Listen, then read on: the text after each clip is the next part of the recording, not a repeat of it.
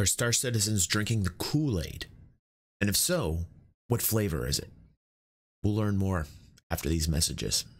Today's video has been brought to you by the generous patrons of The Games who make continued content on The Games possible. The Games patrons enjoy monthly giveaways like Steam gift cards, Star Citizen packages, and any game that you want giveaways. Please consider donating just $1 if in any way you enjoyed The Games content. Thank you.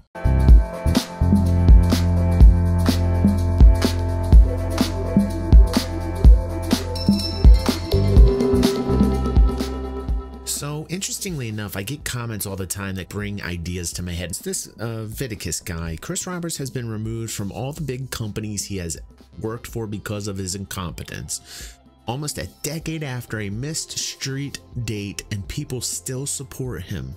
They could cancel the game and the cult-like fans would say it is a good thing. Now Chris Roberts can concentrate without dealing with the media or something like that. Now, first off, let me just state, I respect everybody that comes into this channel that comments on my videos. So I'm not going to like shame Vid for putting a comment there like that because that's his opinion. That's what he thinks. I thought it was an interesting topic to talk about because I've seen people call people who are following Star Citizen or fans of Star Citizen cultists.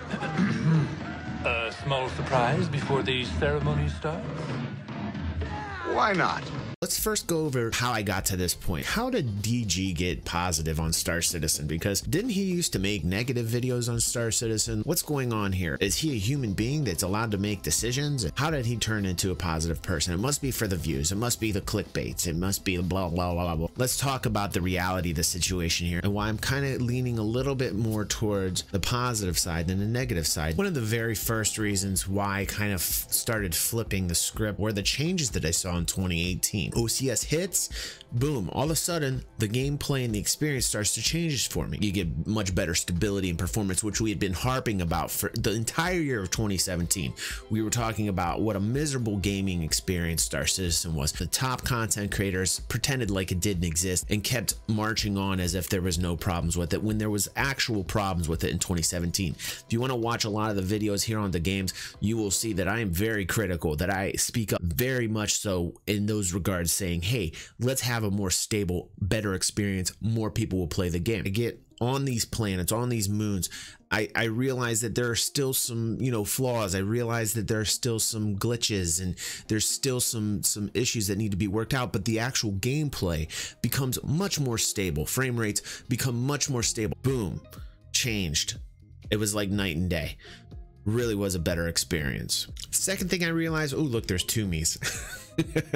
The second thing I realized, it's not just the sales of Squadron 42 that we're dependent upon and the ship sales, which is really what I was focusing on a lot. I was saying, oh my God, the ship sales were tired of the repetitiveness, still tired of the repetitiveness. It has not changed. I still have that viewpoint, but that's beside the point. What I realized was the tech that they were developing, the lighting tech, the volumetric cloud tech, the actual tech that I started to experience within the game and realize that they had developed it, that they had ownership, that they actually could license this out to other gaming companies that can actually use it in their games and they will get paid royalties on these. And that is huge. That's a lot of cash that's not even being counted right now. And looking at me talking like this and then looking at that is quite disturbing. Did I gain a couple pounds?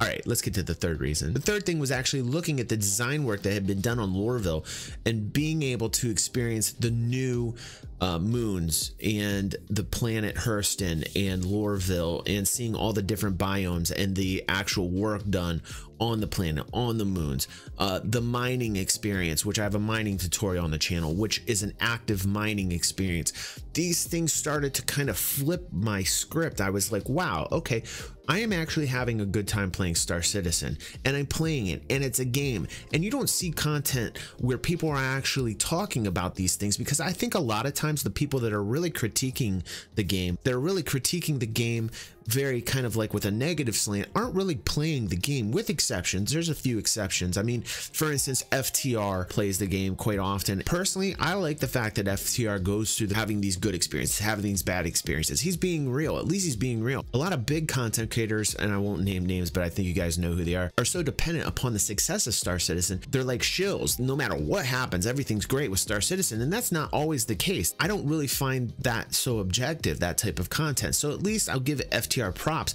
for being very real in his content, and I try to do the same in my content. And that's why I'm trying to explain to you, before we talk about cultists here, the 3 different reasons why my mindset changed. I think it's very important for those that watch me that are fans of mine that realize that I do have my moments where I'm more critical, and I will get to the point where I'm like, hey, we need to slow down here. There's some bad things going on.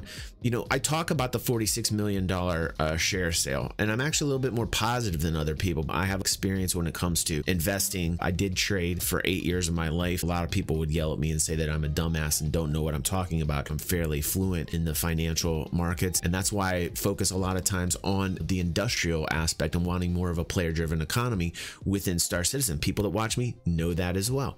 So let's move on, and this is why I've got this kind of mindset towards Star Citizen right now, where I've been a hell of a lot more positive, and I just wanted to get that out of the way first. And now let's talk about the cultist comment. This particular topic about, you know, citizens and fans of Star Citizen being cultists, that no matter what Chris gives us as far as an excuse for any promises that weren't met, which primarily were most of the promises on dates that he started giving. For those of us old enough remembering from 2015 to 2017, all the dates that he used to give, and we'd scream, would you stop it, Chris? Even his own employees would say, stop giving out these dates, like everything's going to be set. It still happened, even with Squadron 42 being delayed. He said it was going to be out in 2014, then he said it's going to be in 2016, and now it's going to be 2020. And these are the things. He's an ambitious dude, and he's putting out these dates, and even his own staff's telling him to shut the fuck up, you know? Like, these are things that I know that citizens and fans know that these are issues. Like, they know that they're issues. They're not cultists. They understand that Chris messes up. They understand that everything that Chris says isn't the gospel. They get it. They're just as pissed off when these things happen. In my last video, The Power of Star Citizen, what I was trying to explain is the actual belief of the backers is not really in Chris. It's not really in Sig. It's in the game itself. They want the game to come out. People have been waiting a long time for this type of sci-fi game. People will say, well, this is a niche. It's a niche market. Are you kidding me? Like, you know, the amount of people that are actually invested into this emotionally, not to mention the people that feel as if they're invested financially into this, which I don't think is the smartest thing to do, by the way. I've got like $100 and some of my own money into the game. I've been lucky enough to be blessed with an amazing community who let me go into their accounts, fly different ships, even those who have gifted me ships. Thank you so much. I feel very blessed to have these types of people in my community that help out the channel and help make content for the channel. These are the types of citizens that there are. These are the types of fans at the games that there are. These people need to be actually put on a pedestal. These are the unsung heroes. The kind of loyalty, the kind of commitment that you get, people that aren't like wholeheartedly swallowing everything that Chris is saying, but actually believe in the game. They want the game. Like, when it comes down to it, they want that experience. They want the game to come out so badly that even through Chris's blunderings, that backing is not breakable. No matter what any critique of the game is, these people will always be around. And I think in a way that upsets a group of people that are saying, guys, open your eyes up. Look at what's happening. Like, look at all the things that are happening, you know? There's an angle to this. And that angle is that we've never really seen development like this ever. We've never really been able to open up the hood and look at game development in this type of manner, where we're actually part of the process. This is the first time in gaming history that this has happened. And I think that there is a lot of forgiveness with those fans that really want the game to come out so badly that they understand that there's going to be these missteps. They understand there's going to be these problems. These are not cultists. These are people that want this game to come out, period.